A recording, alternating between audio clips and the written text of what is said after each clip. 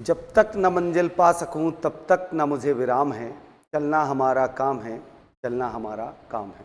जी हाँ, हम बात कर रहे हैं शिवमंगल सिंह सुमन की, एक प्रगतिशील लेखक जिनका जन्म उत्तर प्रदेश में हुआ और निधन उज्जैन में। आज हम इनके बारे में जानेंगे, इनकी रचनाओं के बारे में जानेंगे, किस तरीके से इन्हें पढ़ना है। जैसे मैंने पहले भी साहित्यकार और उनकी श्रृंखलाओं में हर एक लेखक को उनके नाम से पढ़ाया है, उसी प्रकार से आज शिवमंगल सिंह सुमन का नाम ही उनकी रचनाओं की पहचान कराएगा। जैसा कि हमें पता है, इनके नाम में लिखा हुआ है शिवमंगल सिंह सुमन, इनके नाम में ही छुपी हुई है इनकी रचनाओं के नाम। तो सुमन का अर्थ क्या होता है? फूल, पुष्प, है ना? क्या होता है? पुष्प या फूल मैं कहूं। बस इससे ही कोरिलेट करना है कि जीवन में पहली बार व्यक्ति कब पुष्प उठाता है। अब ये मत बोलना कि मम्मी ने बुलाया था कि पूजा के लिए फूल ले आओ, तो अपनी मर्जी से तो ना उठाया था। जीवन में पहली बार कब पुष्प लिया आपने? वो कॉलेज का टाइम, है ना, स्कूल का, जब मन में किसी के प्रति भावनाएं उमड़ आई, हिल्लोर मचने लगी। कितनी बड़ी भावनाएं, विंध्याचल जैसी हिमालय की तरह बड़ी बड़ी भावनाएं उमड़ आती हैं, हिल्लोर मचने लगती है, तो जीवन में व्यक्ति पहली बार क्या उठा लेता है? सुमन, पुष्प उठा लेता है। चलिए इनकी रचनाओं को देखते हैं। सबसे पहले आ जाते हैं शिवमंगल सिंह सुमन। इनकी रचनाओं को हम याद करेंगे पुष्प से, फूल से। जब व्यक्ति के जीवन में बहुत सारी भावनाएं हिल्लोर मारने लगती हैं, तो विंध्य हिमालय की तरह जब बड़ी हो जाती हैं, तो जीवन में पहली बार व्यक्ति क्या उठा लेता है? पुष्प, फूल। अब फूल उठा के जाएगा सामने वाले को सहमते स्वरों में। कैसे? सहमते स्वरों में कहेगा। ये भी इनकी रचना है, लिख लीजिएगा। सहमते स्वरों में क्या बोलेगा? अपने दिल की बात, है ना। बोलना था आई लव यू और बोल दिया आला भू। बोल कुछ और, बोलना कुछ और था और बोल दिए कुछ और।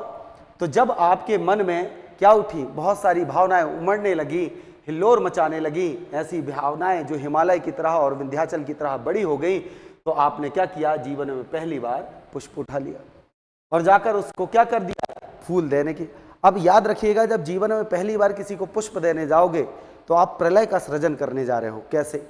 यदि ले लिया तो जीवन भर का प्रलय, और ना लिया और दो झापड़ मार दिया तो तुरंत प्रलय। तो आप क्या कर रहे हो? प्रलय का सृजन कर रहे हो। अब ले लिया तो उसने कहा कि भाई फर्स्ट ईयर बीत गया, सेकेंड ईयर बीत गया, अब ले लिया है, थर्ड ईयर लास्ट ईयर में आए हैं हम, कुछ देर और रुक जाओ। क्यों? क्योंकि अभी आंखें भरी नहीं है। पर आंखें नहीं भरी। जैसे ही आप देखोगे अपनी जितनी वंदनवारें हैं, ठीक है, कटे अंगूठों से जो पत्र लिखे हैं खून की स्याही से, उसकी पूरी दास्ता क्या करोगे? सुनाओगे। किससे सुनाओगे? अपनी वाणी की व्यथा को सुनाओगे। अपनी वाणी से क्या करोगे? पूरी व्यथा को सुनाओगे कि किस तरीके से मैं फर्स्ट ईयर से लेकर लास्ट ईयर तक क्या कर रहा था? इंतजार। अपने पूरे जीवन का गान उसके सामने बखान कर दोगे, केवल किसके माध्यम से? एक फूल के माध्यम से।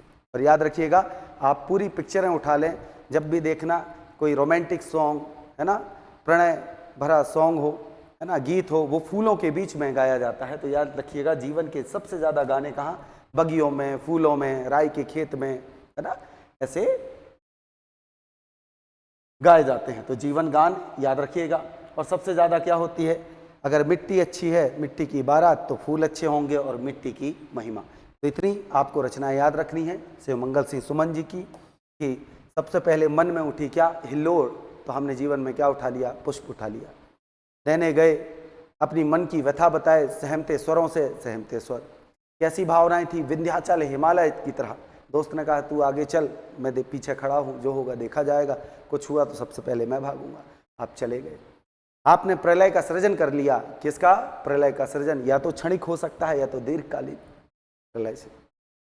फिर आप ले लिया फूल, तो कहोगे अभी जाओ मत, क्योंकि आंखें अभी नहीं भरी, तो नहीं जाओगे। जीवन के सारे गान फूलों के बीच में गाए जाते हैं। मिट्टी की बारात हो, ऐसी इनकी रचनाओं को याद रखना है। तो आज हमने पढ़ा किनको? शिवमंगल सिंह सुमन को। बड़े ही अच्छे ढंग से इसको हमने समझा और रचनाएं पूछी जाती हैं, इसलिए इसको बड़ा आसान है। कम रचनाएं हैं जो प्रमुख रूप से पूछी जाती हैं, उनके बारे में मैंने आपको बताया।